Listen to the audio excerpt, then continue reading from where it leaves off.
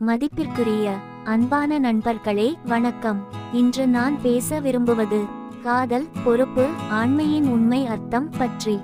நண்பர்களே, காதல் என்பது பலம். ஆனால் அந்த பலம் பொறுப்புடன் இல்லை என்றால் அதே காதல் பிரச்சனையாக மாறிவிடும். உண்மையான காதல் என்றால் அவளை கட்டுப்படுத்துவது அல்ல, அவளை மதிப்பது. யாருடன் பேசக்கூடாது, என்னை தவிர யாரும் வேண்டாம், இதைச் செய்தால்தான் காதல் என்றால் அது காதல் இல்லை, அது ஆதிக்கம்.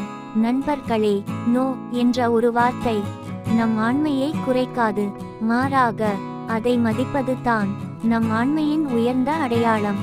கோபம் வந்தால் சத்தம் போடுவது ஆண்மை இல்லை, அமைதியாக இருப்பது, உணர்ச்சிகளை கட்டுப்படுத்துவது தான் உண்மையான வலிமை.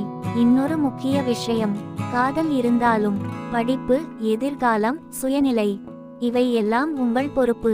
இன்று நீங்கள் மாணவர், நாளை நீங்கள் ஒரு தொழிலாளி, ஒரு கணவன், ஒரு தந்தை, ஒரு சமூகத்தின் முன்னுதாரணம்.